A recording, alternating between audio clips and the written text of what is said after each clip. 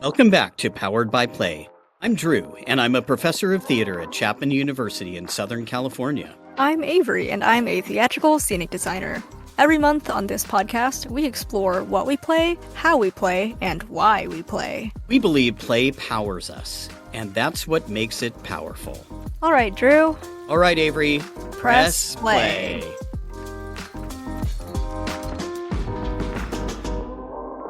This month on Powered by Play, we're going to explore how leaving home brings a sense of adventure. New places, new stories, new cultures, and play is a part of that adventure, both when we're far from home and when we bring far from home to us. So this month we're exploring playing traveler and tourist.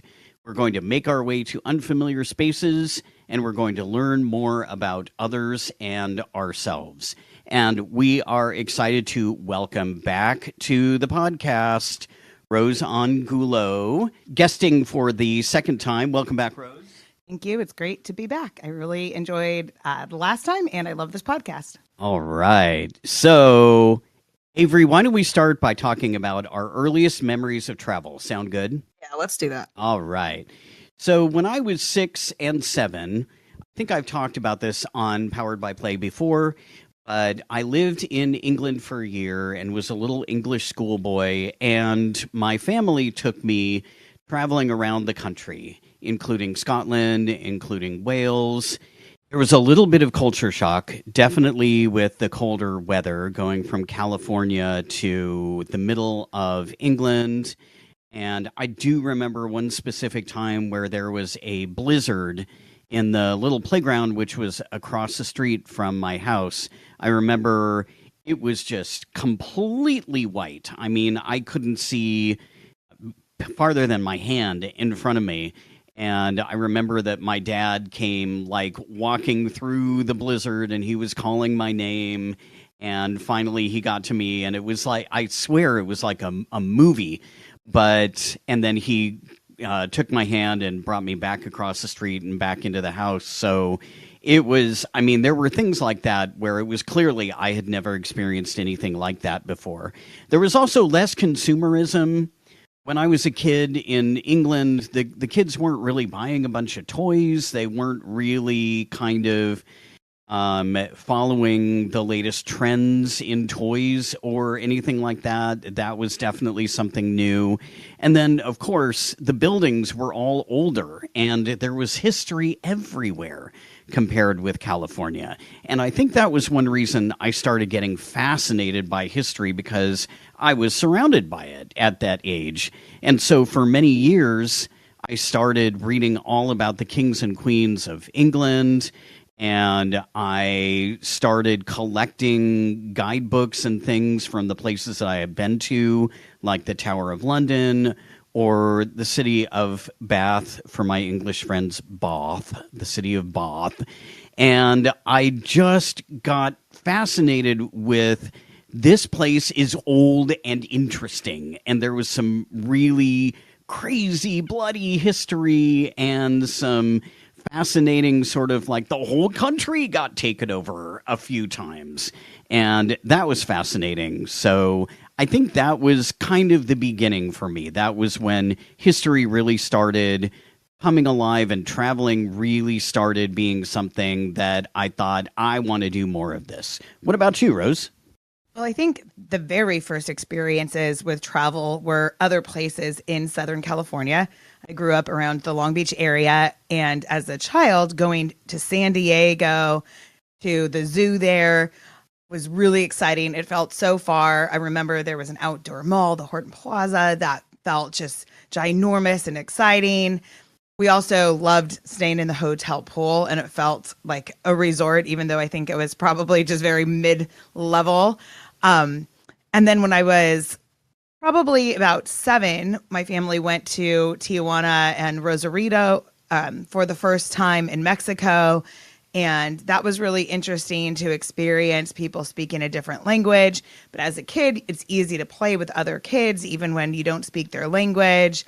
And I remember going to a water park and realizing that they didn't have the same rules. They didn't have as many lifeguards kind of yelling at kids all the time. The candy that they had was different. And I also was really impacted. This is going to sound cheesy, but when I was 14, we went on a trip to Walt Disney World in Florida, and going to Epcot Center with the country pavilions where you get to walk into, Morocco and go through one of the plazas and see the mosaics on the wall, and you really feel like you're there. It's an immersive experience. And I remember loving it and thinking, someday I want to go to all of these places in real life. I remember buying this little coin purse from the Morocco pavilion and keeping it for years and feeling like, oh yeah, I have something from there. And that was probably 2014. I went back to Walt Disney World in 2024, so 30 years later. And by then I had actually visited in real life almost all of the countries that were as part of the Epcot experience. And I was actually shocked how accurate they were. Like, going back to that Moroccan one, it looked so much like Marrakesh. Like, if you compared my pictures from Epcot to my pictures from Marrakesh, certain scenes you wouldn't know. I mean, it's such a simulacrum, but it really got me excited about traveling, and it made travel feel like it was something accessible, right? Like, if I could imagine it, then maybe I could do it. Oh, that's fascinating how accurate they must have gotten that. I know that my first experience with travel was through reading the Magic Treehouse series, because that book involves these two little kids, Jack and Annie, just going all around to different historical time periods and playing around with dinosaurs, dolphins, the feudal period in Japan, New York City in the 1920s or 30s, and all these different adventures that they had that involved a little bit of fantasy with like Camelot characters and such. But they also got to have research books with them. They specifically, every time, they brought a book with them that helped them to explore the area better and to find their path. And Jack would always be taking notes about their culture and facts and the history of it. And I just thought that the kids' curiosity in traveling to all these historical periods was very inspiring to a kid myself who grew up in the suburbs and had not really traveled. So by the time that I did travel, I think I traveled to Vietnam several times as a kid, like when I was 7, 13, and 18, I think. And we would visit my family in Saigon and other cities in South Vietnam, and including the island Phu Quoc too. And we would basically be with our family and living like the locals and seeing the different stores and malls and markets and riding motorcycles with our family, and even getting to enjoy the food and get souvenirs and everything. And I was always filled with such a sense of wonder, and I'm super super privileged and lucky that I got to go so many times already. I mean, the 24 hours of flying is no joke, but yeah. And then another travel experience I had as a kid was going on a Carnival cruise ship as a fourth grader. We went to, I think, Mexico and back, and I don't really remember much of it, but I remember there was like a kids section that they got to drop me off in to spend time with. I colored in a t-shirt, and I remember I kept that t-shirt for years and years after. And I remember when I was looking around the cruise ship, I was just so impressed. I had never seen the movie Titanic at that point, but I had read about the Magic Treehouse adventures on the Titanic, and I was like, "Whoa, look at this staircase and this boat library. It's so romantic, it's so adventurous, it's so dramatic. I love running around and imagining that I'm like traveling through history and everything." But I think the wonder that children have when they're traveling is probably underestimated a little bit. I hope that children get to experience this kind of wonder for as long as they can, because I kind of miss it feeling that way. Yeah, I hear you. Avery, you have many, many years to travel more and more and more. So, I guess since this episode is called Playing Traveler and Tourist, we should define travel and tourism and try to draw a distinction between them. And I looked up some etymology, which I found really fascinating. Let's start with traveler, travel. Root word of traverse basically is go from place to place. And it comes from the Middle English travail, which, as we might expect, means to struggle or to toil, right? We talk about travails of getting up in the morning every day or whatever, stuff like that. So originally, this word was used to indicate a hard journey. So a journey that maybe peasants would go on in order to go on a pilgrimage or someplace that was hard to get to. So if we're talking about Middle English, we're talking about the feudal time period, and travel wasn't what it is today. I mean, it was, if you were lucky, it was on horseback. Otherwise, you were on foot, following paths that weren't roads per se, that were probably in many places just paths through forested areas or over hills or something like that. So it was originally like, it was not, ooh, fun, I get to travel. It was like, I have to go on a pilgrimage, or I have to go to visit a family member in another city. So that was really interesting. And then tourist or tourism. Tour comes from French, meaning to turn in a circle or make a circuit, as in the military when you do a tour of duty. So it was later applied to visiting new places for pleasure. So you would make a circuit, and that circuit would always bring you back home. So I guess, Rose, given that etymology, how do you differentiate these two? Well, first, I agree with what Avery said earlier about it being a privilege to be able to visit places really anywhere. It does require a certain amount of resources, financial and otherwise. So I do want to acknowledge that, regardless of whether people engage in tourism or traveling. I think that there can be value in it. I think it is very common for some people who are well traveled to want to take pride in being a traveler and not a tourist, and kind of judging, if you go and stay at hostels, like youth hostels with people that have been backpacking for months, they can be very judgy of people that are doing these short-term luxury tours. And, there could be good criticism, but at the same time, I think any sort of experience of other cultures, as we'll talk about later, can be valuable. I think of tourism as having a bit more of a consumerism aspect to it. People going somewhere to consume an experience or a set of experiences for themselves. I think there's a connotation that people only really want to see the nice parts. They want it to be a relaxing vacation. They want to escape from the hardships of their regular life and just enjoy it. They want it to be Instagrammable. A lot of times when people are engaged in tourism, they only interact with local service workers and other tourists. And that can still be some value. It can be exciting to meet people from other countries, but a lot of times people stay siloed from the experiences of the people who actually live where they're visiting. And you might stay at a resort or go on excursions and meet all these cool people from around the world, but you're all guests there. I think of tourism also as having more curated experiences. It's like you're getting a highlight reel of whatever place you're visiting.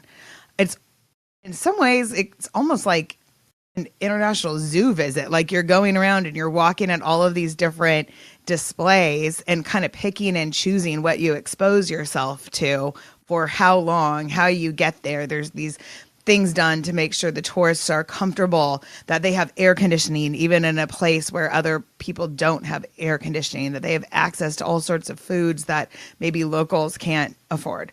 At the same time, I think it can give a glimpse of certain places, but I do think of tourism, like I said, as a little bit more consumeristic.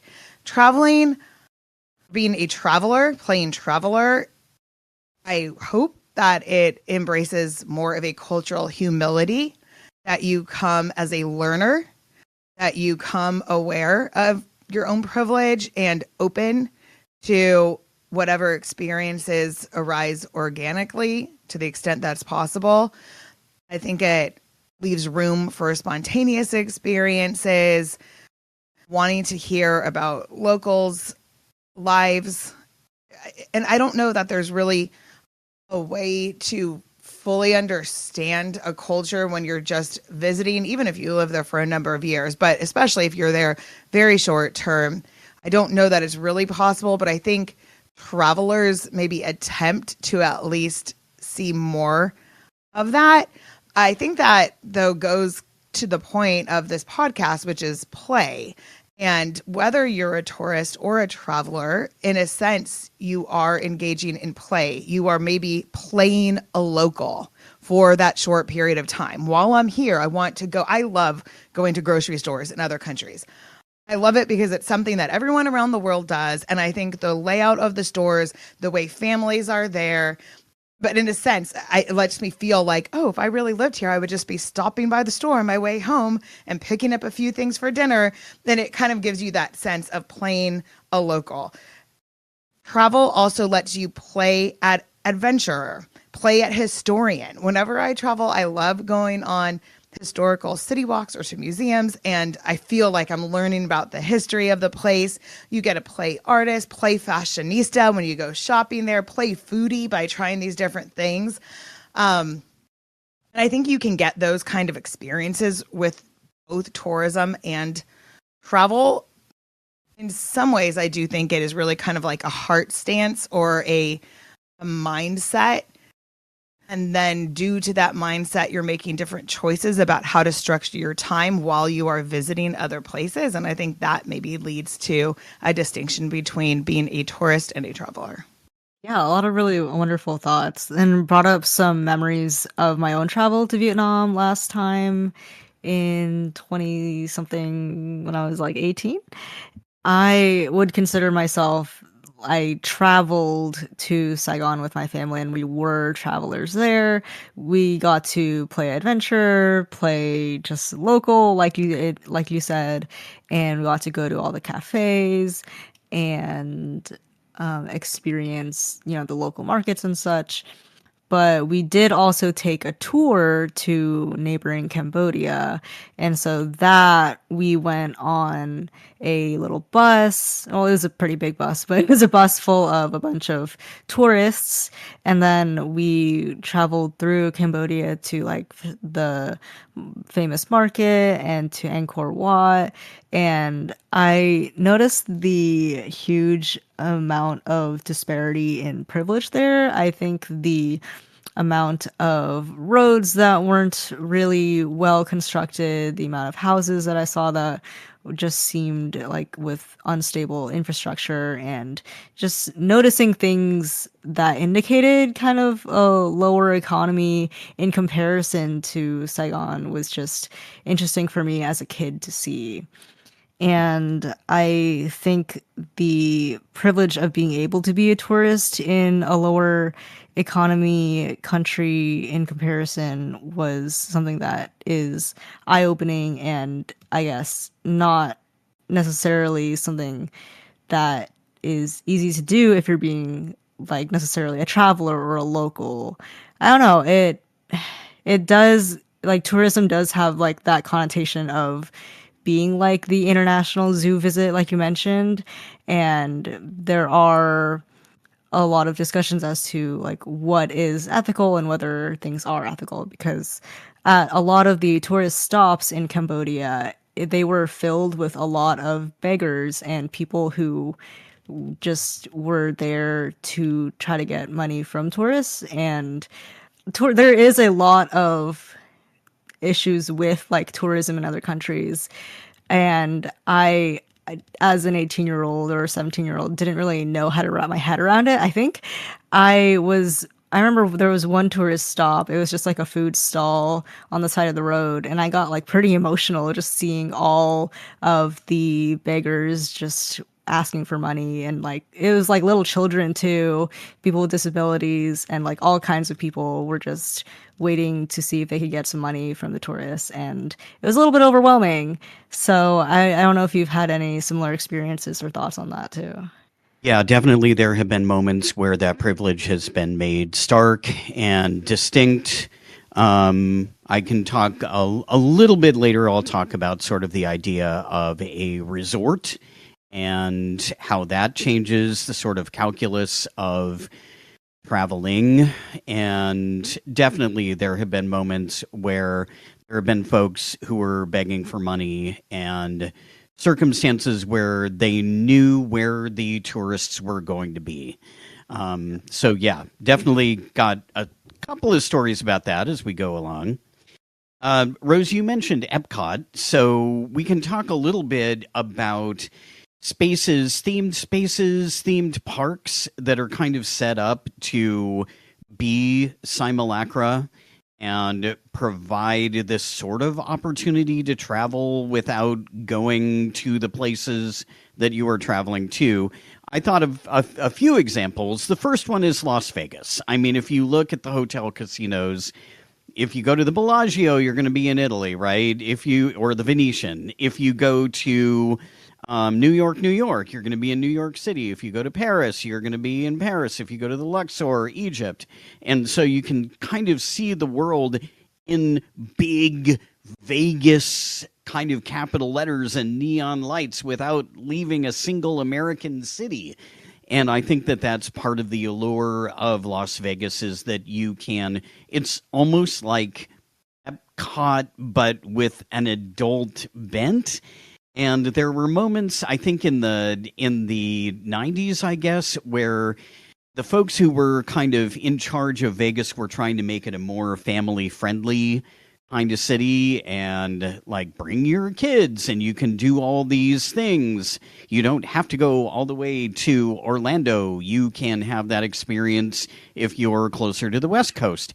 And as opposed to Orlando, you can drink a lot of alcohol because it's Vegas and not a Disney park. So that's one example. Oh my goodness. One of the iconic rides from the Disney parks, It's a Small World, and the song may be in your head for the rest of the podcast. So the Small World, all of the countries, I suppose, are kind of represented. There seems to be an effort made to bring all of the countries of the world into some kind of representation.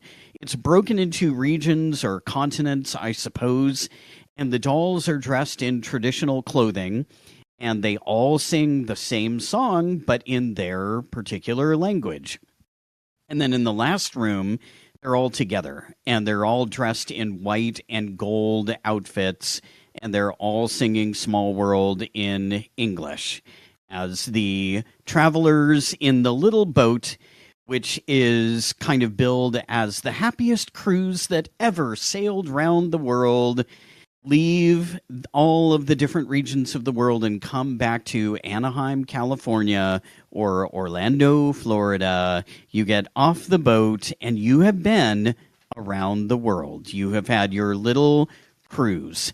And interestingly, I don't know if you guys knew this, but interestingly, It's a Small World, the song, is the most played song in history, because it is, of course, played continually at those two parks and other parks around the world. And it's a short song, so it gets played again and again and again. It was written by the Sherman Brothers, who did a bunch of Disney songs back in the day. They did the Mary Poppins songs, for example. So they wrote It's a Small World.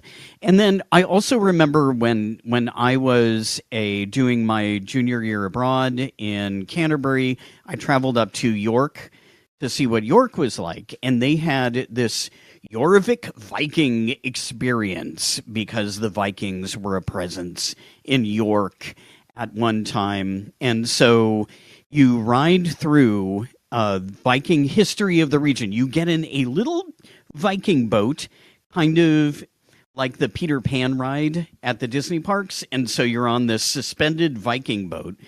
and you're moving through the Viking history of the region, and you're looking at what daily life would have been like for the Norse during those times. And it was kind of interesting because, once again, it's a simulacrum, but in this case, it's not a simulacrum of, oh, this big, really interesting, in Epcot, you might have something like, in Canada, you're like flying over the Canadian wilderness or something like that. And you're seeing kind of that country pavilion writ large, that country writ large. But here it's just like, and so every day the Vikings would wake up and get some leather that they would tan.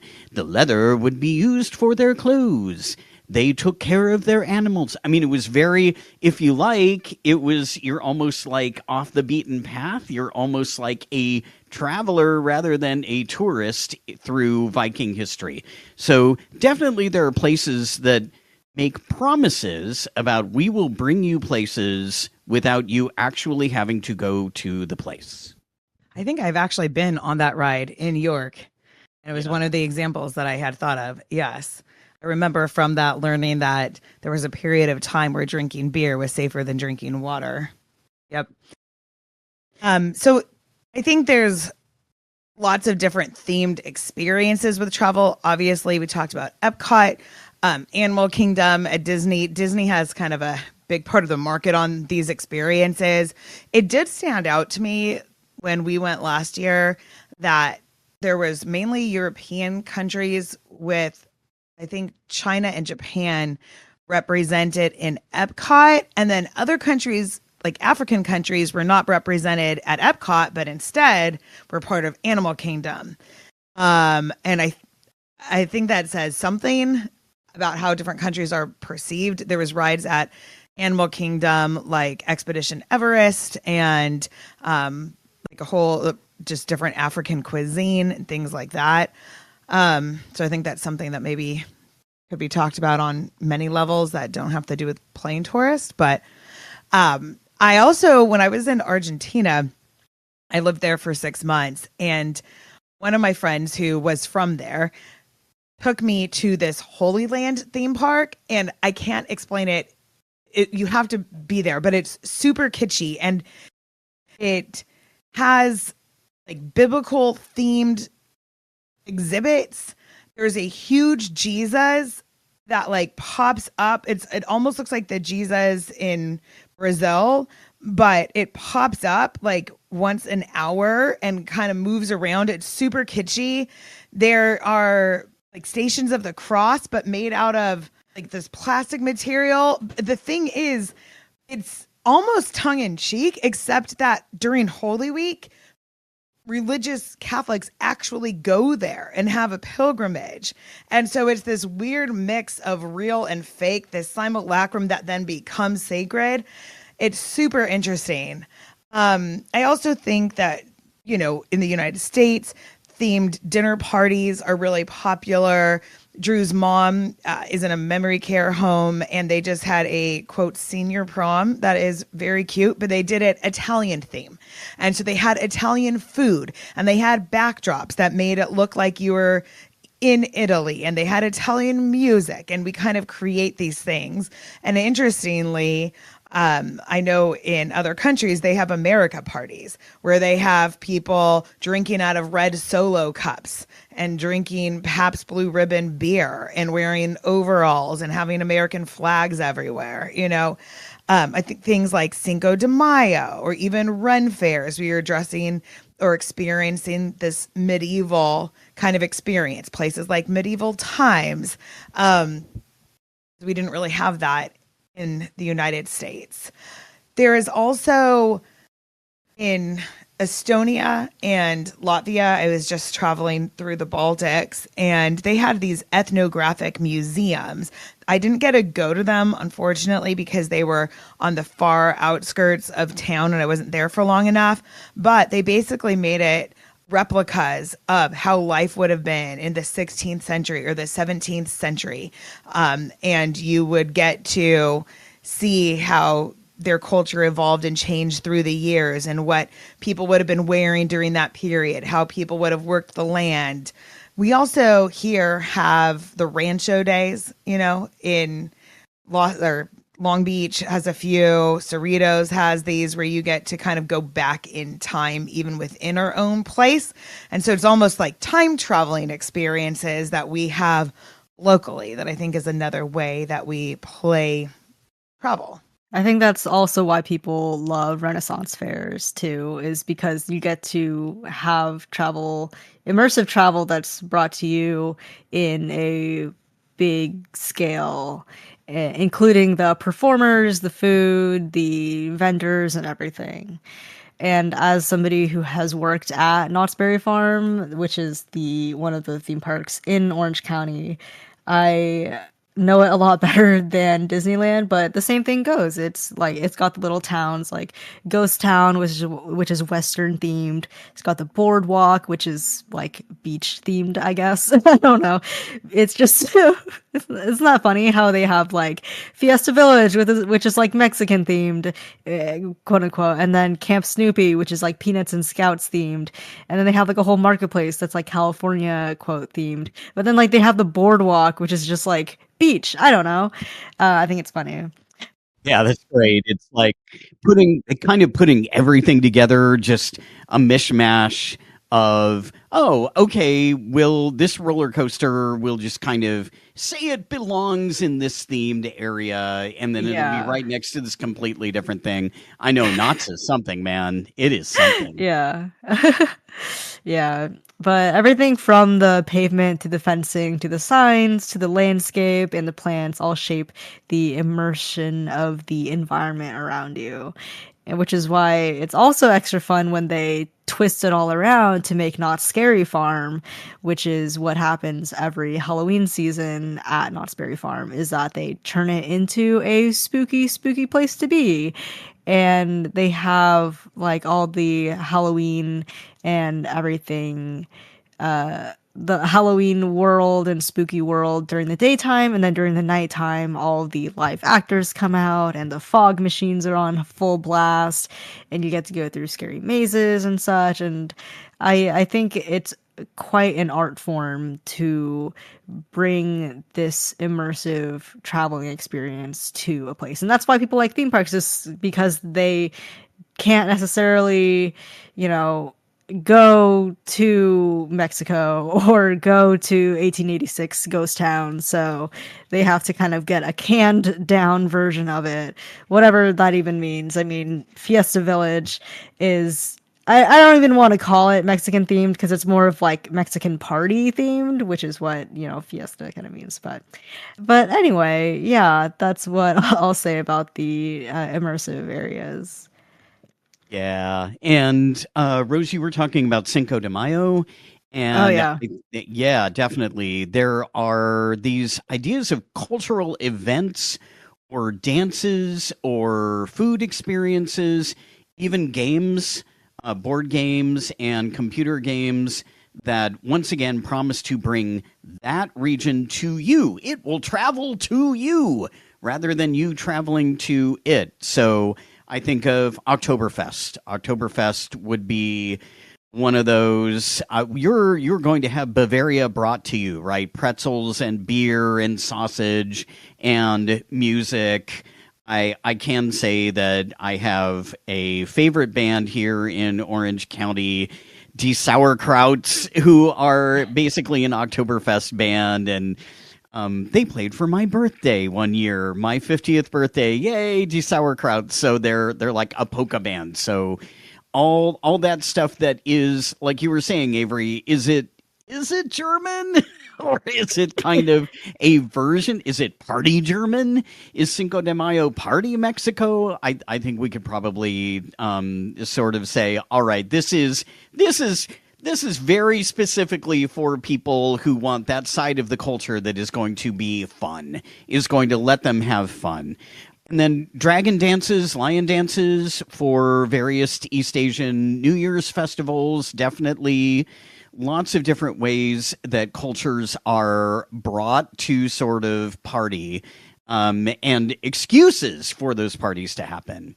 There are a couple of board games that I wanted to mention. One is called Trekking the World. And in Trekking the World, you take different modes of transportation around the board, which is a world map, and you collect souvenirs in different places. And so you're trying to get victory points by visiting a lot of places and collecting interesting souvenirs. There are a lot of games like this where you're going around the world and doing various things. This is just one that I kind of that's relatively recent. And then a game that I just got, which it kind of takes travel from a different perspective, is called En Route. Okay, so this is a board game where you have a dry erase board in front of you, and what you're trying to do, you and the other players, you have the same city. So let's say Cairo. Cairo is one of the cities. And what you're trying to do is create the best city walking tour for the tourists that pop up on cards that are flipped over. So there are tourists who want nightlife. There are tourists who want culture. There are tourists who want outdoorsy, cozy things. And you're supposed to try and find little city blocks that would have what those tourists are looking for and make sure, essentially, that everybody's happy. So at the end of the game, before you count up all the points, you have to make sure that your walking tour doesn't have branches. You have to make just one continual tour line. It can circle back on itself and you can end up back where you started, but it doesn't necessarily have to. But any spaces that were on the plan that are branches off, you have to erase because you can't go on a branch. You have to have just one continual route. And it's just really fun. Oh, also there are like little coffee places where the tourists can stop off and get coffee, and you get extra victory points for that. And you get extra victory points if you have shown the tourists more of the city than the other players have. So really, really interesting. And then also Let's Go to Japan is another recent game. So the developer or the designer of this game actually had planned a trip to Japan, but the pandemic hit. And so what he did was he took his plans and he made them into a board game. And so in this case, you are planning, you're like a travel agent, and you're traveling between Tokyo and Kyoto. You're trying not to do too many train trips between the two because that eats up time and you see fewer things. But you lay out, okay, here's what I want to do in day one in Tokyo. Here's what I want to do in day two. And then day three, maybe I move over to Kyoto and I start doing different things.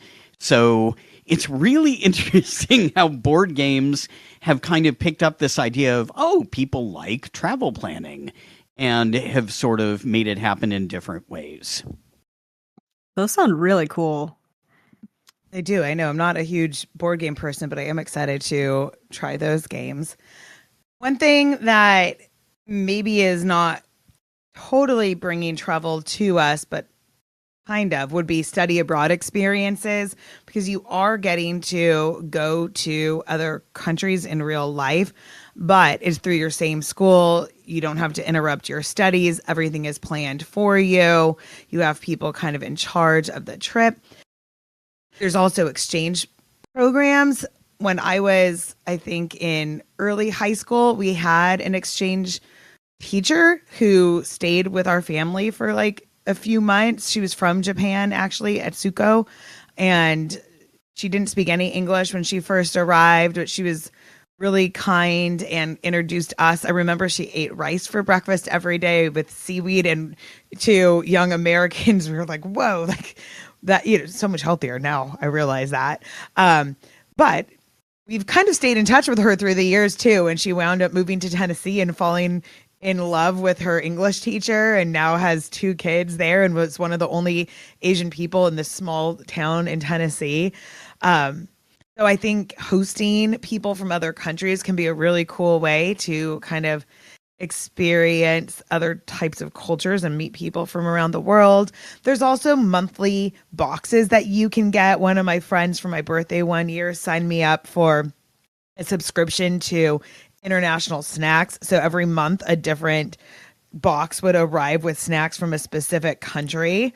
And so you might get, I don't know, like fish crackers from one country or teas or, whatever it is.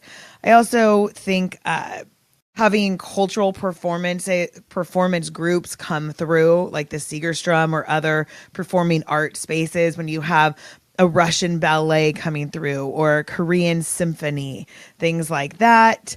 I think in California, we're really lucky that we have so many different cultural centers. I got to go to a taiko drumming show in Little Tokyo up in LA. We have Chinatowns that kind of give a little bit of a taste. Olvera Street up in LA, Croatian Hall. Just we have so many different ethnicities that have found small enclaves in California that there are a number of opportunities that we have to kind of have culture brought to us. Yeah, that was certainly one of my favorite things about living in Southern California that I miss a lot living here in the Midwest.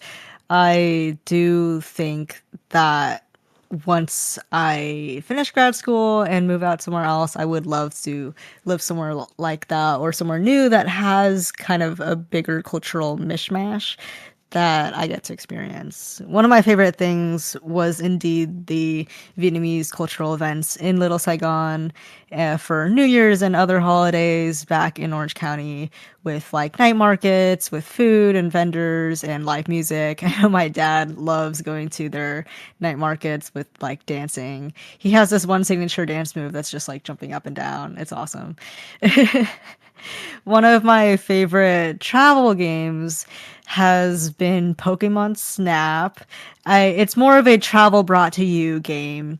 And this one, well, the first one came out in 1999 for the Nintendo and Nintendo 64.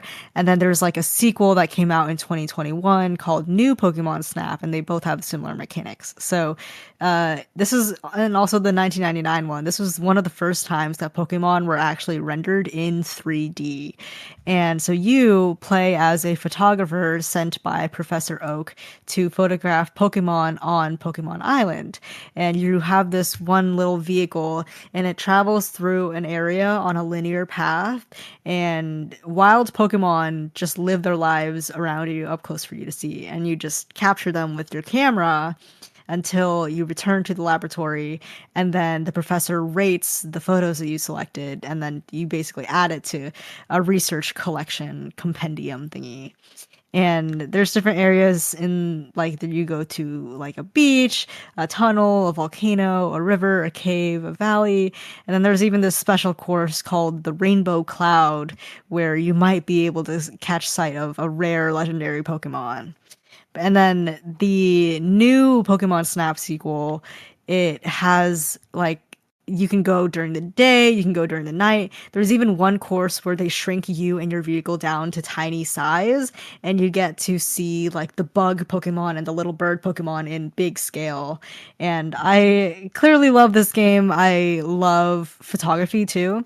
I have brought my camera a lot when I've traveled, and I do enjoy the wildlife interactions in the Pokemon games because it's like also semi-ethical because you can like go on your path and take pictures of the Pokemon, but you can also like throw apples at them and like throw other things at them to like get them to react.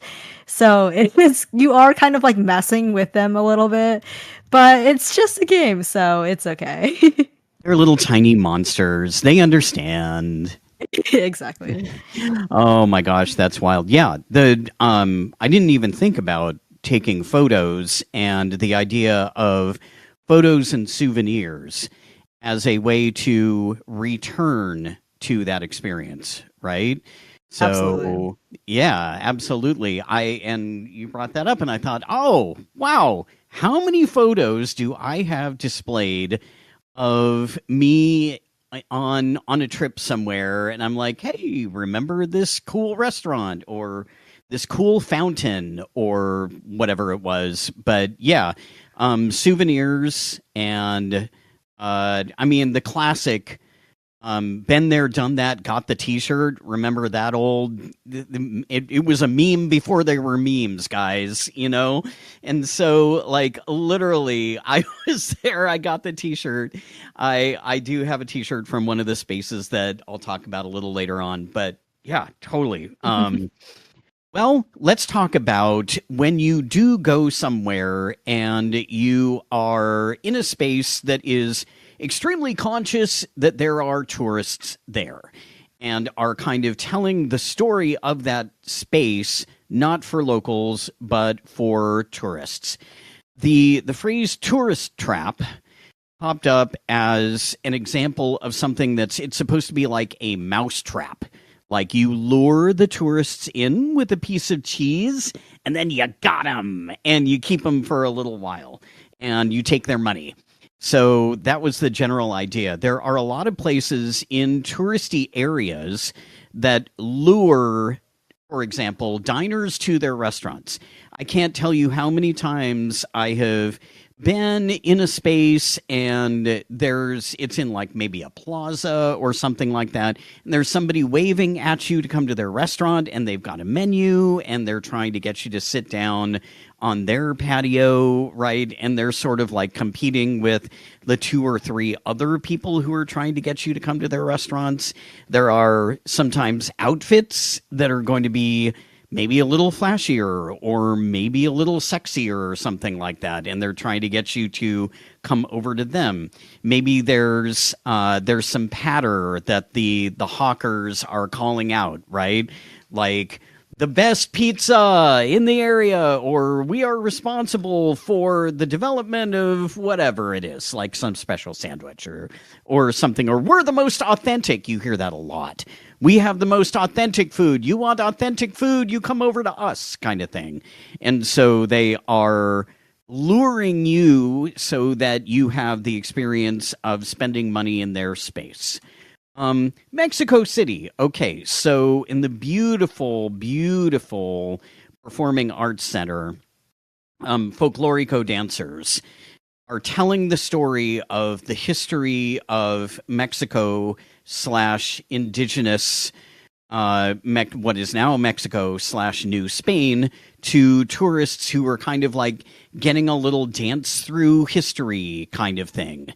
It's a blend of history and the present. Also, mariachi. Rose and I were on a little, not exactly a gondola, but sort of a very slow moving kind of boat through the canals that are in one part of Mexico City, and there were mariachi bands that would like float by another boat, and then they would stop their boat next to yours and they would play music for you, and then you would tip them. And so it was really interesting to see, okay, they are acknowledging that this is what the tourists want. This is what we are giving them because this is what they want. So I suppose it's not necessarily a trap, but it is being extremely performative and playful with the culture. The Bahamas, Junkanoo dance and music at spots where tourists are kind of like, oh, you will like this restaurant, right? And so I remember, Rose, when you and I were at that restaurant on the beach, the musicians came in, and this really cool, like, Junkanoo itself is an Afro-Caribbean festival that is performed in December and early January, but we were there in the summer, and so the party kept going on. No need to keep it to around the holidays. The tourists want it, and so they were sure to get it. On Oahu in Hawaii, we have the Polynesian Cultural Center. Okay, so it is a theme park that was developed by BYU Hawaii. Okay, so this is the Church of Latter-day Saints, and it's a way to fund uh, student scholarships and also give money to the church. And so basically what has happened is that the church has created a theme park and has created spaces kind of like the Epcot pavilions with different Polynesian cultures and different approaches to history. So the church itself has set this up, right? But it has worked with experts in different cultures in order to try and approach authenticity. And I guess this becomes a question, you guys. Like, who judges authenticity? Who judges how performative or how authentic something is that is geared at tourists, right? And so rather than having sort of a more indigenous or kind of historical luau, for example, the luau at the Polynesian Cultural Center that was created by the Church of Latter-day Saints is known as one of the best luau's in the islands of Hawaii. So really interesting sort of like, what do tourists want and how are we going to give them our version of who we are? What do you think, Rose? This issue of performing for tourists is really interesting because a lot of times it is based on things in tradition, on traditional dances, traditional dress that is really important to the culture and that people take pride in. And then it's kind of presented in, like you said, a performative way to invite people into a temporary experience of that culture. When we were in Slovenia, we went to this traditional restaurant that had all sorts of dances, and they were bringing people from different regions to display the different ethnic clothing, and they were explaining to us what the different outfits meant. But then they also played some traditional games, or at least they told us these were traditional games, and invited people from the audience to join. And so there was these kind of interactive experiences where they talked about this hat dance, where they had all the men come into the middle of the floor, line up in a circle, put their arms around each other, and they all had to like pass this hat around, and whenever the music stopped, whoever had the hat on was out, or something along these lines. And so this may very well be something that they would do in their local villages. But now with the setting of it being a restaurant where you have a prefix menu where you pay a certain price, it kind of, I guess, kind of reduces these really long-standing traditions to this one type of experience just for fun. And it is, again, it's like performing the culture. It's a simulacrum, I guess, in a way. Cultivated, maybe? Kind of, yeah. Kind of cultivated. I also find invitations to witness cultural rituals really interesting. Like, for example, being invited to attend certain tea ceremonies or traditional puppet shows. Or when we were in Guatemala, we were taken to this kind of grave site it was not a tourist attraction. We were the only Western people there. There was actually some local priests who were doing these fire burning ceremonies, then these smoke reading ceremonies. And it was only probably like 5 or 6 locals, but they were doing this kind of ritual, and our tour guide just happened to know about it, and they happened to be there when we drove. But they wound up doing like this smoke reading or offering us shots of alcohol that they would normally take and jump on the ground as part of their traditional ceremony. There's the famous Buddhist temple in Korea that we went to when we were there, and a lot of local Buddhists were participating in a prayer service. And so we were kind of allowed to go stand in the back. I've also been, when I was in Ethiopia, I got to visit a mosque. And there was certain hours where women could be there, and it was just kind of ending. And so the tour guide was like, oh, go in there, ask them. And he kind of talked to some of the women, and we're like, show her. So they had head coverings that I could wear and showed me where to put my shoes. And these local women kind of gave me a little bit of insight, but it wasn't really a tourist attraction, right? These were actually people who were going there to worship as part of their faith practice. In India, I was able to visit this Sikh temple. There was a kind of dining hall where 24 hours a day they are serving different meals, and people can come in and sit, and you are served a kind of lentil soup and a type of bread. And it's something that they have not for tourists, but anyone is welcome. And then it was interesting because on the way out, they were like, no, you have to go and help prepare the food. And so then I was whisked into this kitchen where the men had this huge like vat of soup. Like I can't even describe how big it was. Like almost took two people to even stir it with their whole arms. And then the women were sitting, there was a huge pile of flour on the ground, and we had to make dough balls. And they were kind of yelling at me because I didn't realize they had, again, head coverings that they had for visitors, but mine was slipping, and I didn't realize like a tiny bit of my hair was poking out. And so they didn't speak English, and they didn't speak Hindi.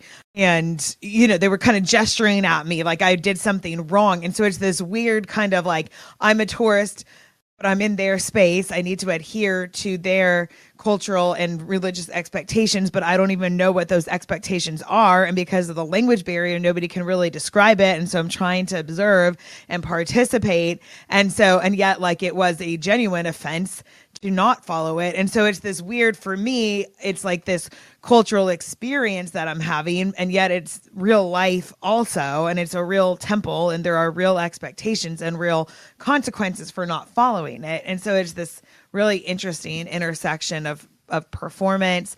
It's also become, I think, a little bit more popular recently to have local families be invited to host tourists in their homes.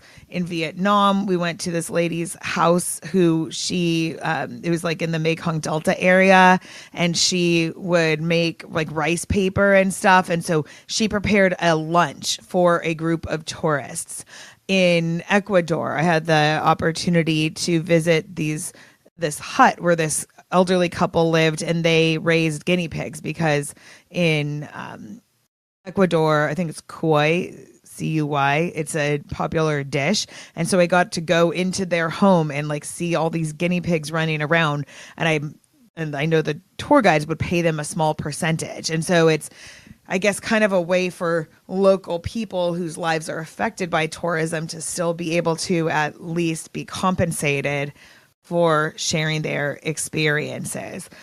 Performing for tourists, I think, can also have a little bit of a dark side, like spring break parties, Mexico having certain alcohol specials and turning on loud music and getting the big sombreros and putting it on the heads of different tourists and then having them tip their head back and shoving tequila shots down their throat. And I think when I was in Thailand, there was a number of kind of like sex tourism places, but they have these quote unquote exotic, these women dressed in and kind of made up to look even more Thai, or what the Western stereotype of a beautiful Thai woman would look like. There's kind of a lot that goes into performing culture, and I think there can be positive and negative. Oh, and when recently, or a couple of years ago, I had the privilege of visiting China, and what was interesting is we were often the only Western tourists, but places we went, like the Great Wall of China,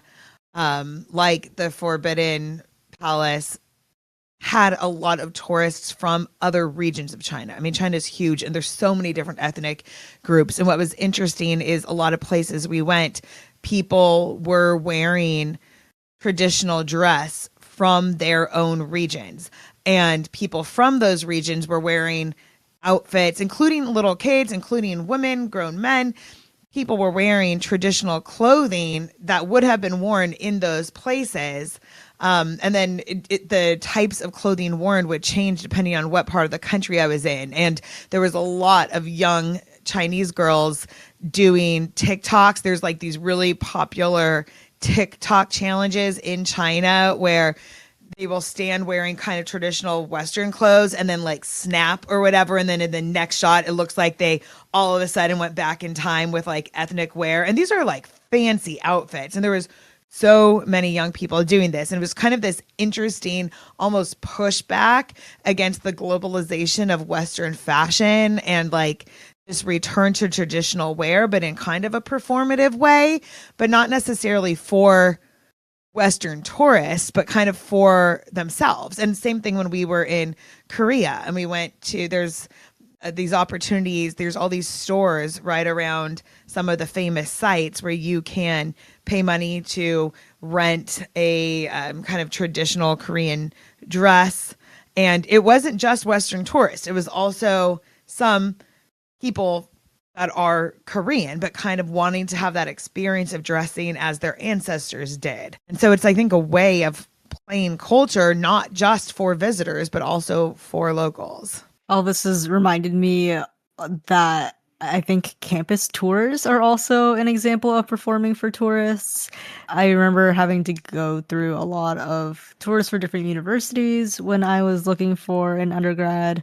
And then I did not specifically tour as many graduate universities, but now as a student at a grad school, whenever I'm painting in the scene shop, every so often there will be a group of strangers who led by an employee just walking into the scene shop, and then I just see this whole crowd of people just watching me paint scenery.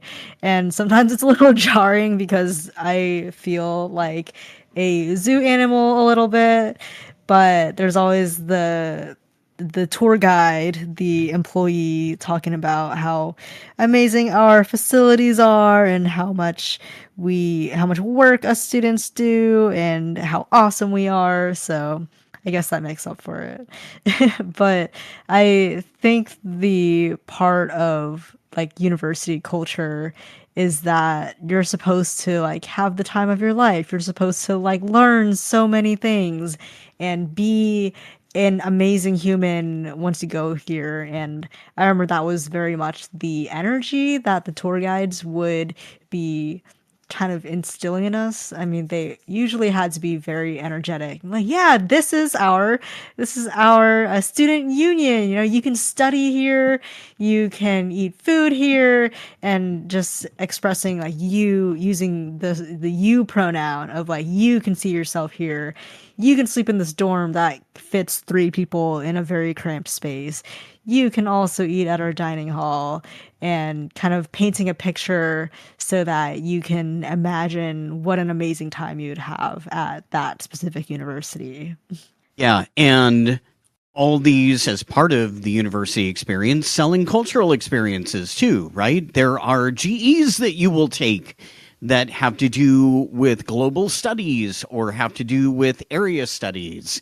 And I didn't even think of that. But yes, colleges and universities promise culture. You will have culture instilled in you in classes that are specifically created for that. That's pretty fascinating too. Yeah. Off the beaten path. Okay, we talked about this a little bit. Rose, you talked about markets and stores, going to sort of like you were talking about playing local, playing at being a local. I like going to, like you said, markets, or to libraries are often cool to see who's coming and what are they reading. Local parks where locals are gathering and their kids are playing, or there maybe there are couples sitting on a bench and holding hands and just kind of like, looking off into the distance. And this is life. And so we talked about authenticity a little bit and sort of understanding what is locality, what is authenticity. What do we learn in these spaces, right? Or coffee shops, even people running in to get their morning coffee. So what do we learn from the locals? What do we learn through playing, being a local? It's kind of fascinating. I don't think I could get away with pretending I'm a local in a lot of different spaces, but I just kind of like to step into that role. How do the locals feel about travelers joining in? How do they feel about travelers participating? And oh my gosh, you guys, I cannot tell you how many times I've gone somewhere not speaking the language and I have gone into a bakery, right? Bakeries are ubiquitous. Every place, every culture on earth has a bakery, and they have their own way of baking. And so I totally admit, I mean, everywhere I go, I try to learn just a couple of keywords and phrases like please and hello and goodbye and thank you and that kind of thing. And in a bakery, I just kind of have to like point at something in the bakery case and say please and just hope that it's kind of what I think it is. And sometimes, oh, bakeries are fun because sometimes you're like, yep, that's exactly what I thought that would taste like. And then sometimes you get something that's maybe in a bun and you bite down on the bun. It's completely different than what you were expecting. So I love the idea of even the adventure of, well, I tried to be like a local, but I didn't have the information I needed. What do you think, Rose? What's cool about being off the beaten path? When I think of off the beaten path, I think of that quote, not all who wander are lost. And one thing I love about traveling, but even when I lived in New York for law school, I would love just wandering, just setting out without a plan. And I think now with GPS and smartphones, it's a lot easier because you're not really truly lost. But there were times where I was younger where I would travel and had no cell phone, either because they didn't really exist yet, or at least weren't accessible, or because I chose not to have one, where I really, really would just wander, like going hitchhiking in foreign countries, sometimes by myself, and just kind of hearing that this place is supposed to be cool and then just taking off, trying to find it, getting guidance along the way, relying sometimes on the benevolence and kindness of local people. Off the beaten path, I also kind of think of that plain adventurer. I personally feel like I am more willing to do quote unquote risky activities when traveling that I probably wouldn't at home. So, for example, my sister was going to language school for a year in Ecuador, and I got to visit her, and we went to this town that had paragliding, where like literally you have a instructor with you, but there's like huge parachute, and you literally like run off the side of a hill and then are flying in the air like tens of thousands of, I don't know, tens of thousands of feet, but thousands of feet above the earth. And like I was so scared, I literally was crying, but did it anyway. That's something that I probably would not do at home. Or going on a hot air balloon ride, zip lining, whitewater rafting, these kinds of adventure activities that just seem to go with being in this new place because you're already having an adventure. So why not, have kind of a athletic adventure as well? I think part of the joy of traveling is just coming across little hole in the wall places or little stores or things that you couldn't really plan for. Coming across music performances or, I don't know, just other experiences that you could not get out of a guidebook. And I actually tried to do that here too sometimes. I did get to do a 2-week long course in Rome during my undergrad, and I got to really enjoy the playful nature of being able to kind of live as a local, as well as experience the history and architecture and art lessons and tours that we all went on with like local professors and educators. And I often brought my sketchbook and my camera around, and I did a lot of urban sketching and sketching other people, especially in some of the piazzas. Like they have these plazas that are just parks basically, but they're just like open spaces for people to sit and enjoy the weather and for kids to play. And I remember one time I was sitting and sketching, and these children were running around, and I started drawing them, and they ran up to me and they were like, "Whoa, what are you drawing?" And I, used the few Italian phrases that I had picked up to kind of say hello and introduce myself. And I thought it was just a very innocent moment of playfulness where I got to interact with people like that. And even learning the public transportation systems in different cities, you get to feel very, very powerful. Like, oh, yes, I'm so local. I know how to take the train south to get to the place that I want to go. And and whether that was the public transport in Rome or Boston or Chicago, I definitely feel very just I feel like one with the people when I do public transport. But I think it's interesting, like the idea of whether you stand out as a tourist or you blend in, because when I was in Rome, I definitely stood out because I was the only Asian person that could see for miles. Exaggeration, but and when I was traveling in Vietnam, of course I looked similar to everybody else. Even then, I still look a little bit different because I am half Chinese, but I looked similar enough that when they saw me, they would expect me to know the language pretty well. But I still am at a very basic level of Vietnamese-ish. So having that interestingly be the curiosity of my existence in those areas. I think the idea of being able to blend in and how and or not and how that affects the travel experience is really interesting. I am half Mexican, half Croatian, and so when I travel in Latin American countries, I tend to blend in, especially if I don't talk. If I'm just walking down the street, people don't really look at me. And I went to Nicaragua with a friend that was Taiwanese and another friend that was Korean, and just the experience of being with them walking as a group was so different. Like the second we stopped off the bus in this smaller town, people literally stopped and kind of pointed and were saying Chino, Chino, like surprised to see Asian people there because it was a town that didn't have that many tourists in general, and we saw almost no Asian tourists. And then, contrast that to when I have traveled in Asia and I don't blend in. And it really does. I mean, in terms of just the ability to walk down the street and kind of just be able to explore without kind of being targeted for the tourist marketing. And then also it does kind of go with cultural expectations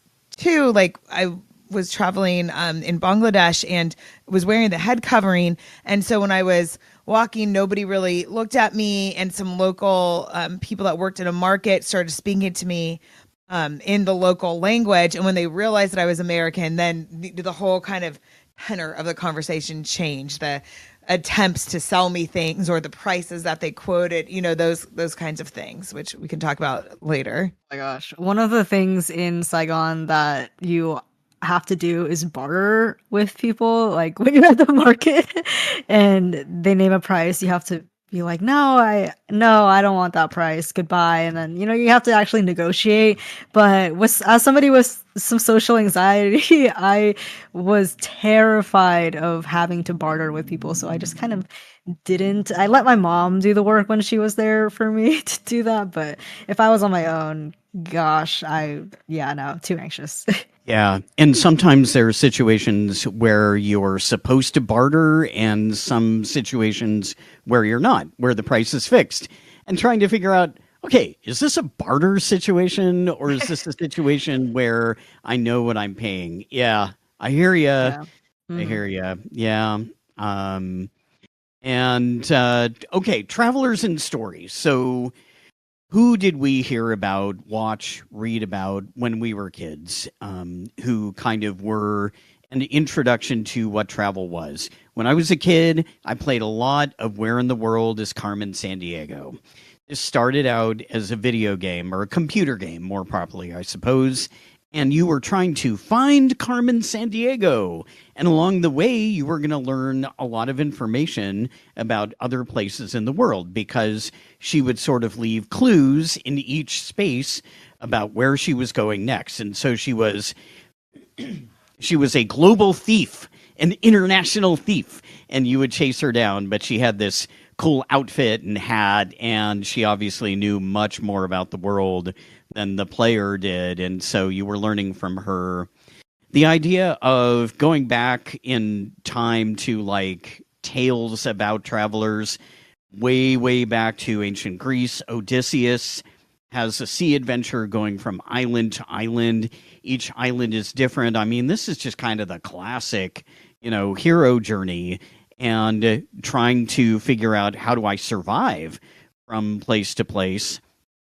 Robinson Crusoe is the prototypical stranded on a desert island and what do you do kind of thing.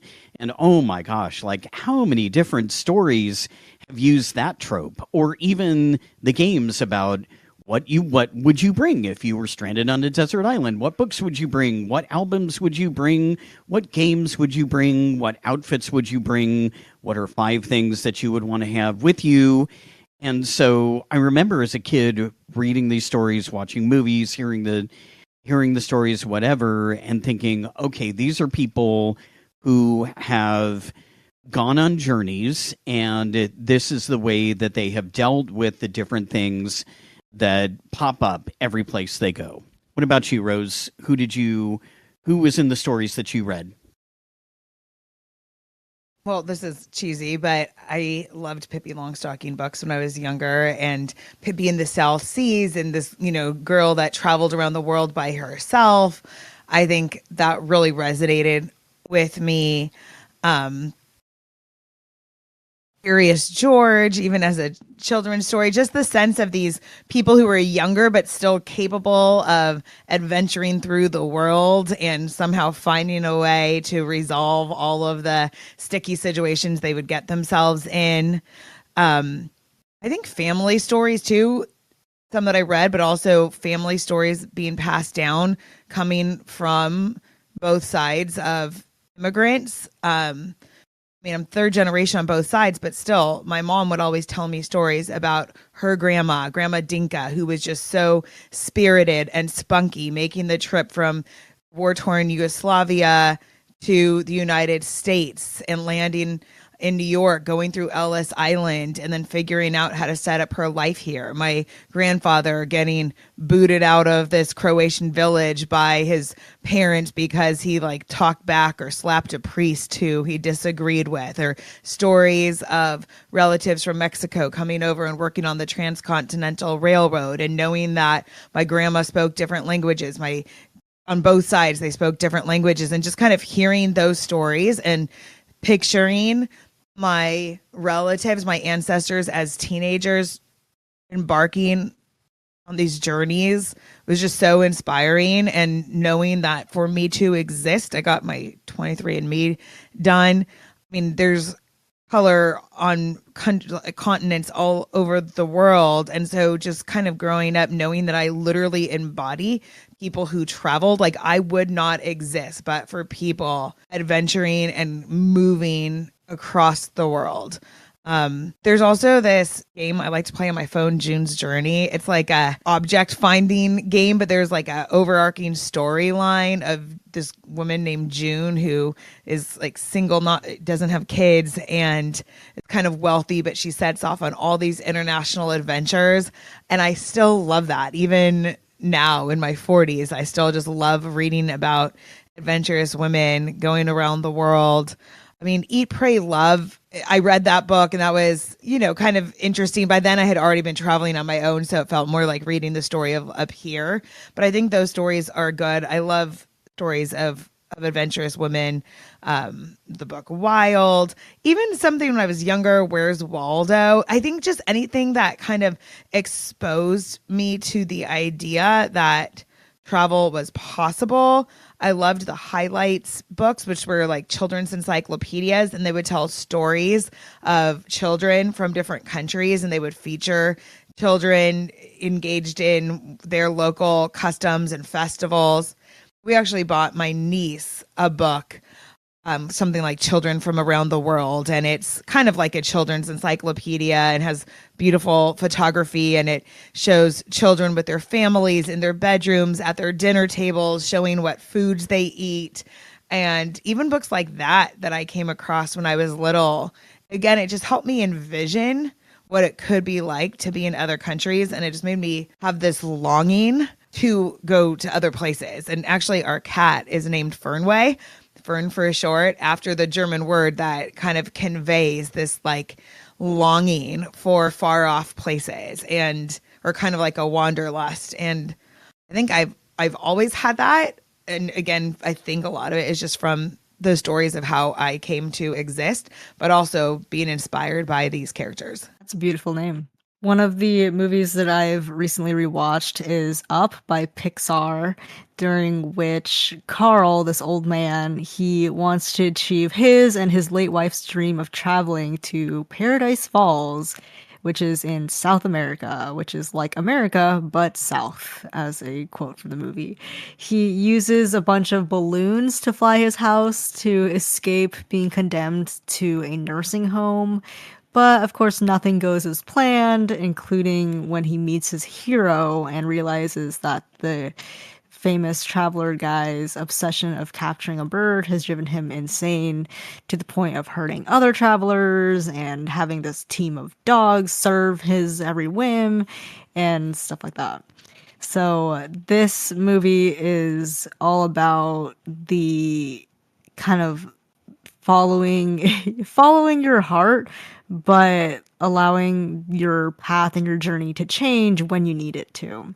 So like he picks up little Russell and a dog named Doug and this special bird named Kevin, and when everything kind of is falling apart, Carl looks at his late wife's adventure book, and at the end she wrote, "Thanks for the adventure. Now go have a new one," because her dream was not like her dream had been to go to Paradise Falls, but when she wasn't able to do that, she decided to make the adventure her real life instead.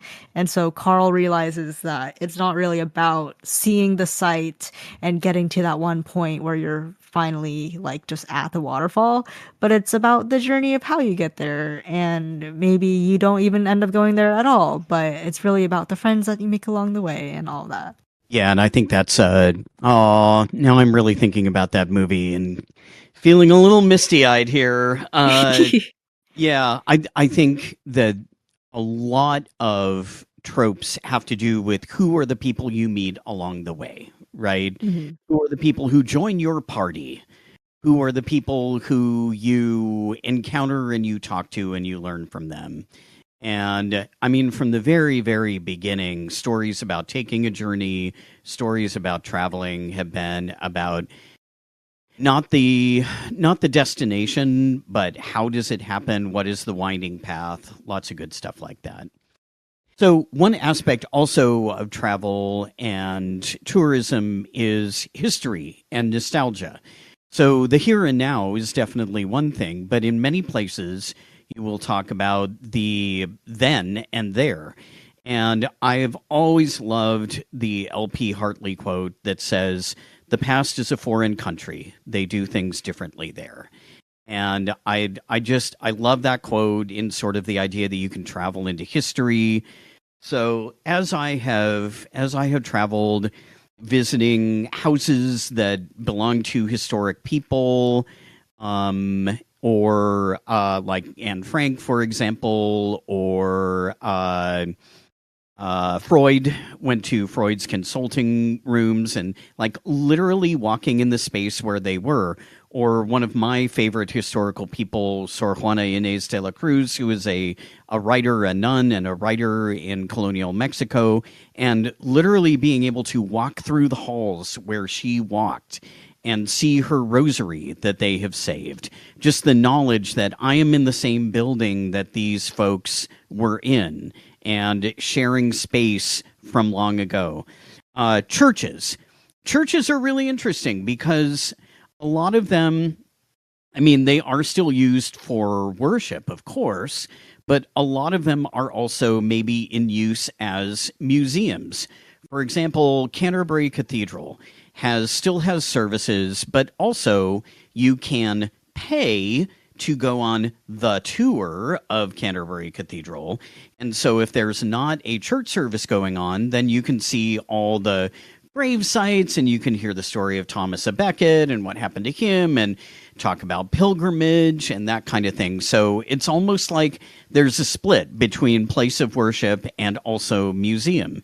And then there are some that have just become museums. And here's where I'm thinking of Sedlec Ossuary. I promised you there was one place that been there, done that, got the T-shirt, and I have the T-shirt from, it's famously known as the Church of Bones. So it's outside of Prague, and it was a church that was next to a burial pit from plague victims. And at one point, the monks who were at this ossuary just kind of decided, well, let's put the bones to good use and let's decorate the place. And so famously, there's like a chandelier of bones and there are altars made of bones. And it's just really fascinating to see a place that started as a church and now is this kind of like dark tourist destination. So history and nostalgia. When I think about that, I obviously think about museums, and even in the United States, we have the Smithsonian museums in Washington, D.C. that are free, and they really are a curated version of our past. Most countries have a cohesive story that they want the world to take away, in which they maybe include some bad parts, but they do it in a very specific way. I think a lot of places, including the United States, want a narrative of kind of moving forward, learning from our past. Look, here's what was bad back then, but here's the ways that we've grown and changed. No comment about our present on that. One thing that I thought about with this idea of history and nostalgia is like dark history tours, going to places of pain. I was recently in Poland and had the opportunity to visit Auschwitz, and they have a tour of the place, and it was very interesting to kind of watch how the tour guides told the stories of the people there, what was highlighted, what wasn't, what details were included, what wasn't. Places like the killing fields and Tuol Sleng in Cambodia. I know there were tours to Chernobyl in Ukraine. Even within the United States, I have been able to visit some former plantations.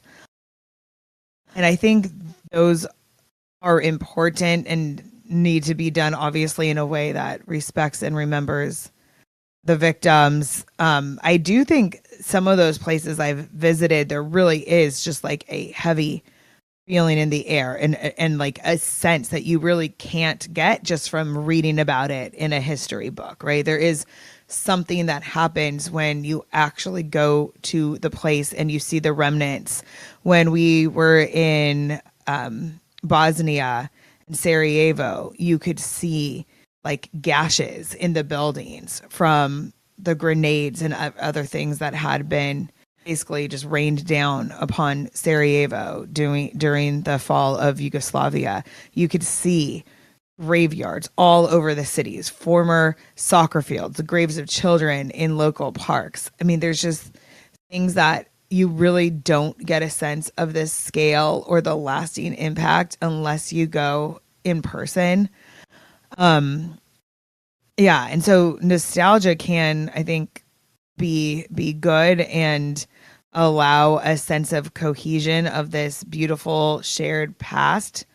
But I think it also can be a way to confront some dark parts of the culture.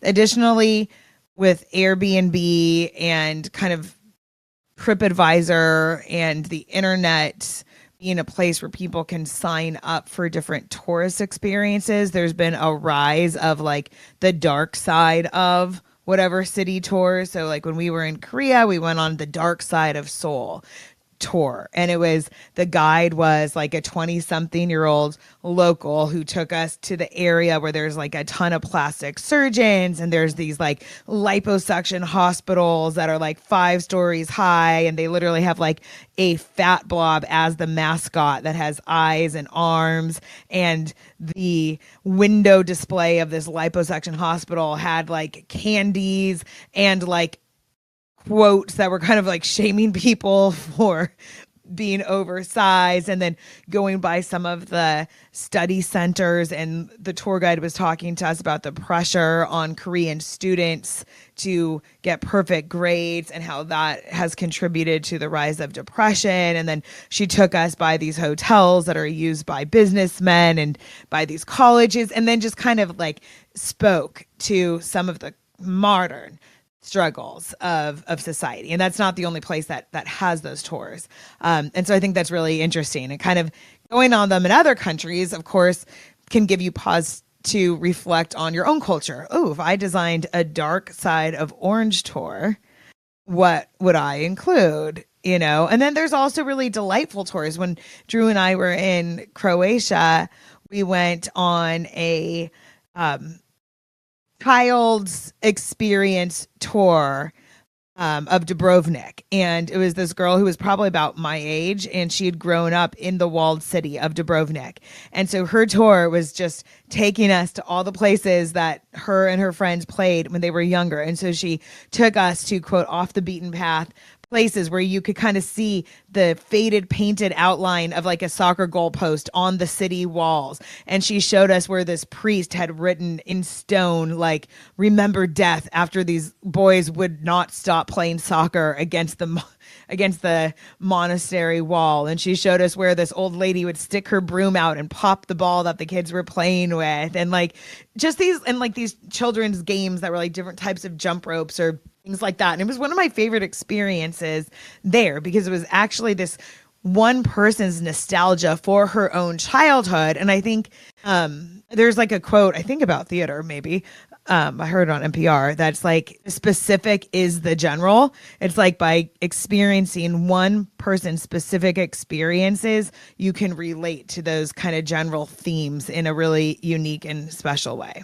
Wow, that is quite a lot of amazing stuff. I think the deepest history that I've experienced as a traveler has been in Rome, where we went down into these gosh, I remember we went underground for certain, like underneath certain churches, and it was like each step is like another century deeper into the past or whatever.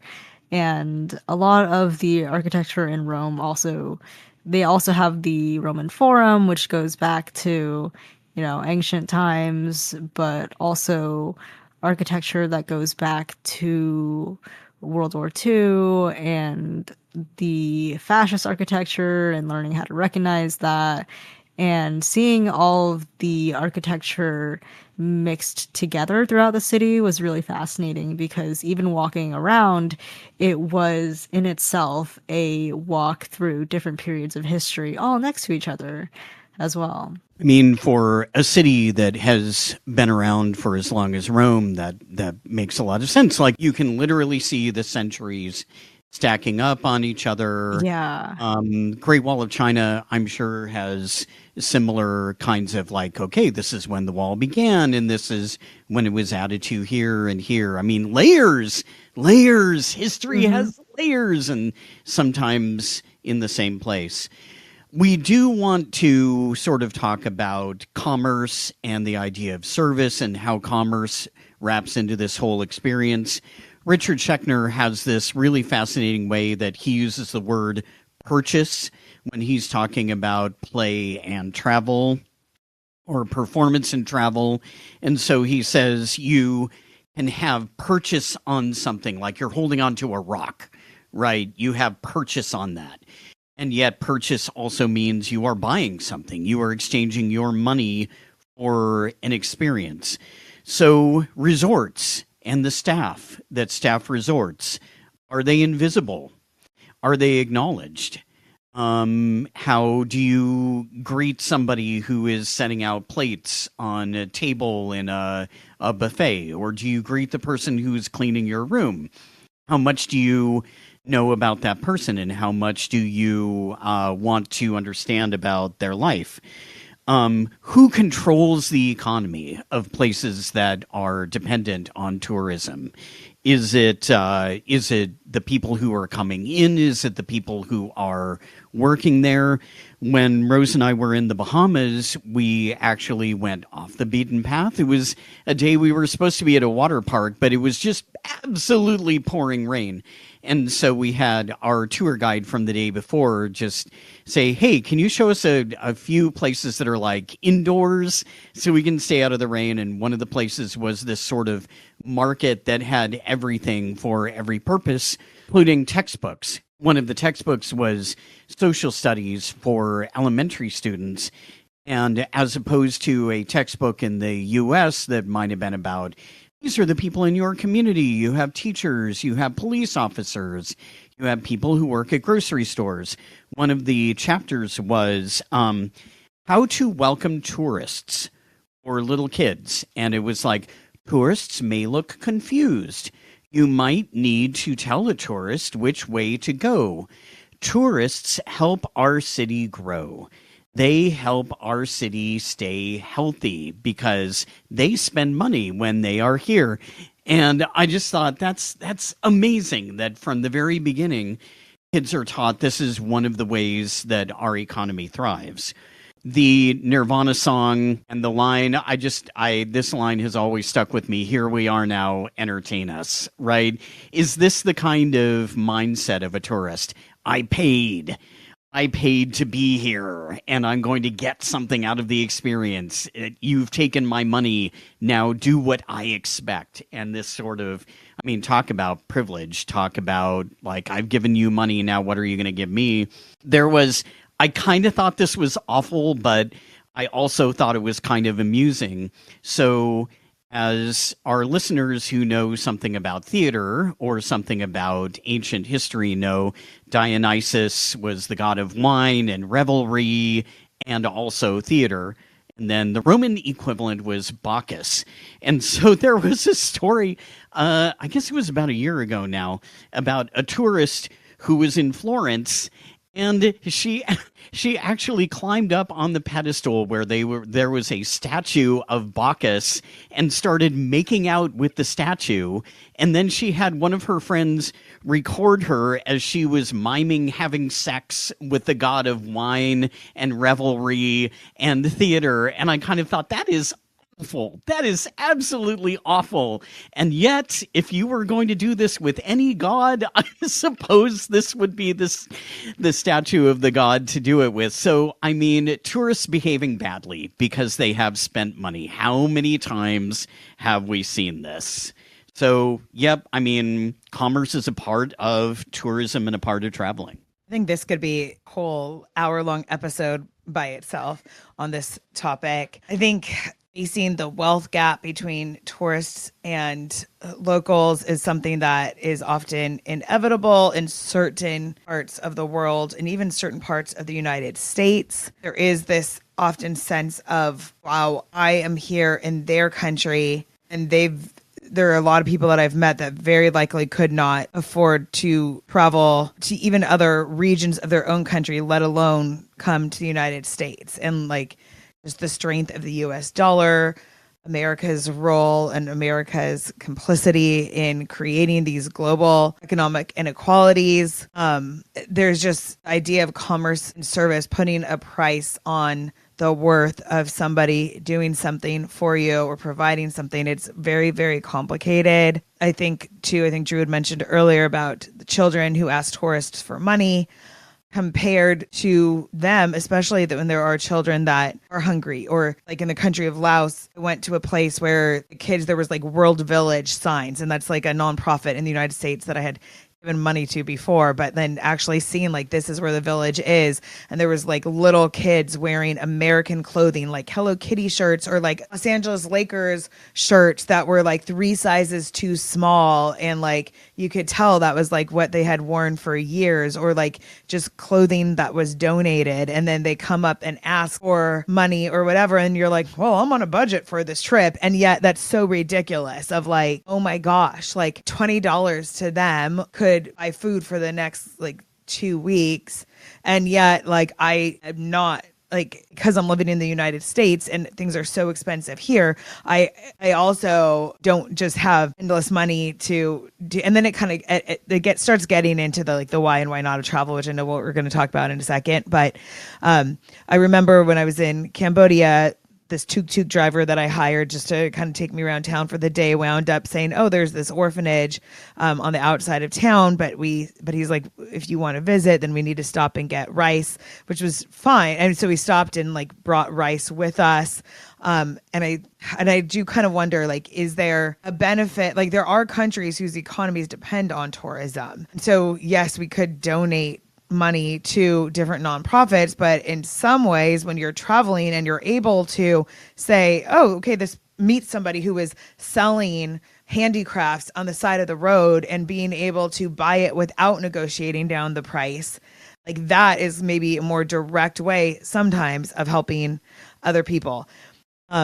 This whole idea that we talked about charging tourists more and certain cultures where you barter. One, because bartering makes me super uncomfortable. It's like the price of not having to barter is worth being overcharged for something in a lot of ways. And then also it depends on kind of where I am because and what the price is, right? I usually don't buy super expensive things because usually if I'm like on a budget, I've like spent all the money that I have on just like getting there and like paying for lodging. But if I can purchase something, it depends on how much I'm being overcharged and whether it really feels like malicious or just like this person views me as having more money. And if I have the ability to pay extra, then I usually don't care if I get charged a tourist price. I think it could be different if it was like a place where the locals seemed wealthier than me, or where, you know, it depends on kind of where you're traveling. I think there's also something to think about with, do you stay in touch with the people that you've met now with social media, with the internet, with email? What is our responsibility once we leave somewhere? I have stayed in touch with guides from different countries that after I left, the countries have gone into civil war. And so the tourist industry that used to help them make a living and pay for their family has now completely gone away. And I've had tour guides reach out to me and say, like, can you donate? And it's tough because like I met them for, 2 days while I was traveling, but I don't know where the money's actually going. With Western Union, it is easy to send money, but what is my responsibility? And then if I stay friends with them on social media and they're seeing me post pictures of going to this restaurant with my friends and going on this next trip with my family, and then I write to them and I'm like, oh, sorry, I can't send you $100 for your family. It just gets very, very complicated. I have known people, including my brother, who visited somewhere and saw these really rough living conditions and then wound up creating a nonprofit and staying there. My brother lives most of the time in a small village in the Amazon in Colombia. He had been teaching in Bogota and wound up becoming friends with some local families. And he became like a mentor to this teenager and said, oh, if you graduate from high school, I'll take you on like a graduation trip. And so they went kind of hiking in the Amazon and came across this village that had been ravished by different local policies. And he became friends with the local tour guide and then started a nonprofit because 100% of people in the village had parasites. They didn't have clean drinking water. The kids had to go to school on a boat, but the boat had holes on it and the steps down to the river were really dangerous. And so now it's been over 20 years and he has stayed there and fundraised. And I've known other people that have started nonprofits where they will sell handicrafts that women make into the United States for higher prices and then be able to do that. I don't know. And so it's super, super complicated once you start thinking about what are our social responsibilities after we go on a trip and how do we do this ethically, especially given the financial privilege that most of us have, at least on a comparative level, due in part to the United States exploitation of natural resources in other countries. And like, where is our individual responsibility in that? It's something I think about a lot and I don't necessarily have answers to. Yeah, absolutely. One of the hobbies that I've had for most of my life is photography, and I really do enjoy street photography, like taking pictures of just like life, and especially when I travel, like I have loved to take a lot of pictures of strangers and like what they're doing and different like areas too. But another conflict that I come into when I think about that is like, well, I feel like in an ideal world, everybody would consent to being photographed before I take photography of them. And so, like, street photography in itself for me, I've become more and more nervous over the years because I used to be like, yeah, let's just do it more adventurous with it. But now that I'm in a world where I value people's consent and their individual lives and perspectives more, I have more focused toward photography of like more general scenes or more inanimate objects, just so that I can follow my morals a bit more and not really impose on people's privacy. Because another social anxiety story, like when I was in Rome, I was too nervous to try to say, "Can I take a photo?" in Italian. So I would say it in French and pretend that I was not even Italian. I would pick another language and then try to go with that and hold up my camera and see what they said. But I'm sure I will have more bravery in the future. But yeah, and because then there's also people who like sell their travel photos, and especially if there's people from other, countries featured in them, it's like, well, how is there a way for the revenue to go back to the people that are featured? But it seems that photography is another instance of commerce and kind of consumerism that can take place while traveling. Oh, absolutely. Image crafting, self and locals, travel blogs. It just goes on and on. Yeah, absolutely. Which brings us to sort of the end of the discussion here and the why and why not. Why travel? Why not travel? I found a great quote from an author that I love, Sir Terry Pratchett, who passed away unfortunately recently, but was responsible for the Discworld novels and a whole bunch of other fantasy literature. And Terry Pratchett said this: "Why do you go away? So that you can come back. So that you can see the place you came from with new eyes and extra colors. And the people there see you differently too. Coming back to where you started is not the same as never leaving." And so, as we talk about sort of what happens when we come back, what is the idea of returning home? Why do we do this?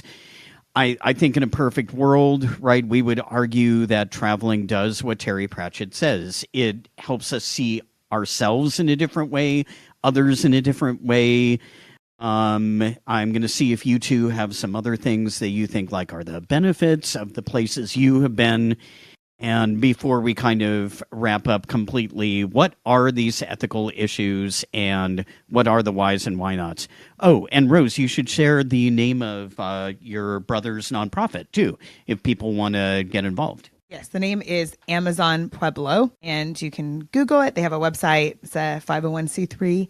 So I think I just kind of talked about some of the ethical issues around travel in terms of like some of the why nots. I mean, I think there is this risk of Western cultural hegemony, cultural colonization, sometimes destruction of natural resources, reducing people from other countries to two-dimensional kind of props. I think the TV show White Lotus kind of highlights some of this.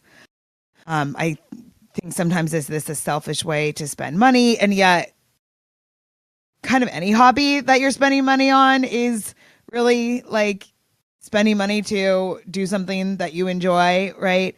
I think we need to think about, are we stressing the infrastructure of other places, or tourists taking up so many of the resources that it is decreasing the quality of life of people who actually live there? I think gentrification is one of the big things. I know that a number of places Airbnbs and people doing short-term rentals to tourists has essentially priced out a number of local people from being able to afford rent. There's a lot of these ethical issues that we had kind of talked about before. In terms of the whys, I really love that quote. I think traveling has so many benefits. It makes me really sad that so many people in the United States don't have passports, people that could afford to travel but just choose not to. For me, traveling helps you to confront and reduce stereotypes about other people and places. If all you're listening to is politicians calling certain places S-hole countries and you've never been there and you just believe them, then you were really missing out on so much beauty in the world and seeing people with dignity and seeing places with dignity.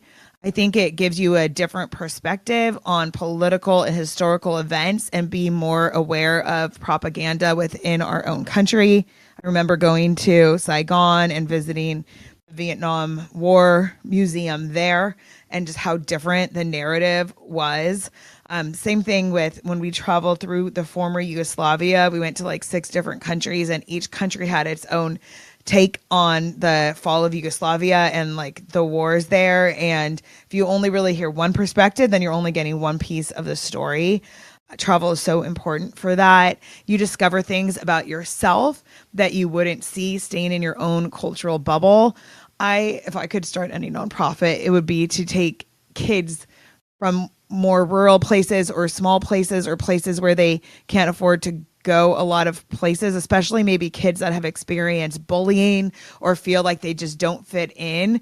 Because when you go and you experience other cultures, sometimes you realize, oh, it's just this group of people that I don't fit in with. I'm not a freak of a person. It's not that I can't connect to others.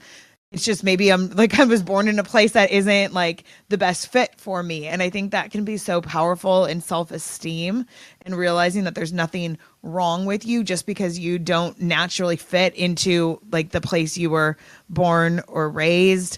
I think it helps you change the dynamic just within yourself. You can try on kind of different personas. You might find traits in other cultures that you resonate with or meet people that you really connect with. I think travel is a way to share some of your resources with other people, develop empathy, new ways to connect. For me, in my job as a public defender, I come across people from other countries that maybe are really nervous being in the United States legal system. And when I've traveled to their home countries or their hometowns, I realize I have a starting point of connection, or even like juries.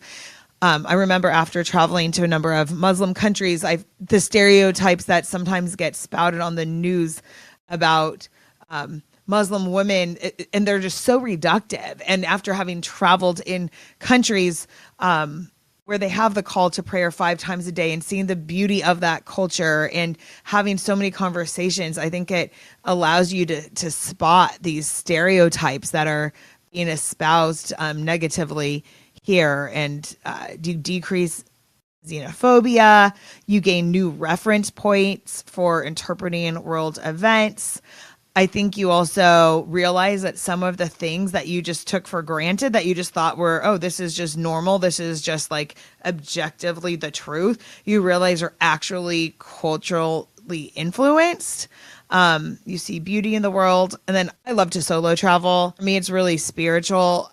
And I think solo traveling is unique because it gives you this simultaneous sense of autonomy and individuality. Like nobody but God knows my latitude and longitude line right now. And yet like this connectedness to the entire world. Yeah, you all said a lot of amazing topics about why or why not travel.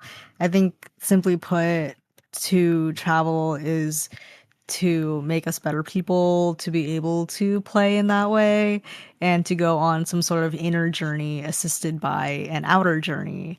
It reminds me of Over the Garden Wall, where 2 brothers get trapped in this fantasy land of the unknown, and they have to just kind of find their way out with the help of a talking bird, a bunch of talking pumpkin skeletons, some dancing townspeople, some spirits, and just go on this ridiculous adventure that is kind of spooky at times, but they get to learn who to trust. They get to see new cultures and experience new challenges that make them into better people and challenge their values and their morals. And Over the Garden Wall is always a annual rewatch every fall for me. It's just a lovely show. But the why not of travel, I would say, I think if you have not seen everything there is to see in your own home, I think that's a great excuse to not like go out of your way to go somewhere else. I think there's a lot for you to quote unquote travel to from where you are currently. Like there's always books, there's always things to watch, there's always things to learn about through the vast source of the internet. And if you don't have the resources to go out and physically travel, there are a lot of resources for you from where you currently are, the people around you, the town that you live in, etc. So yeah, those are my thoughts. Yeah, some wonderful ideas about ethics and staying home, learning about home, going somewhere else, learning about being somewhere else, teaching people about your home when you are abroad. A lot of different questions come into play. I'll just finish with a quote from my grandmother, who worked for decades as a travel agent, and I just realized that she was called a travel agent rather than a tourism agent, so that's kind of fascinating. So her name was Laura Alt, and she always talked to us kids about the places that she would send people, the places that she had been, and about the importance of learning about other people. And she would also say, whenever you travel, remember that you are a visitor in their home. Like a country is a home, right? It is a place where others live, and you respect that, and you try your best to sort of play by their rules, understand things from their point of view, deal with discomfort coming from the idea of difference. I mean, difference is just inherently part of going somewhere that is not where you live. And so we talked a lot about playfulness. We talked about playing traveler and tourist versus being a traveler or a tourist, and the question of when travel transcends play, when it enters your real life. That's something that you two were talking about a lot. Like travel becomes us in a way. I mean, play obviously builds us and builds who we are as well. And the authentic experiences or the lived experiences rather than the curated experiences or the virtual experiences, I think can sometimes land in a different way. So, Rose, final thoughts? I absolutely agree that plane traveler at home, seeing your own city with new eyes, learning about the history of where you are right now. And probably one of my favorite things about travel is that the ways that it transforms you and shapes you stay with you even when specific memories fade.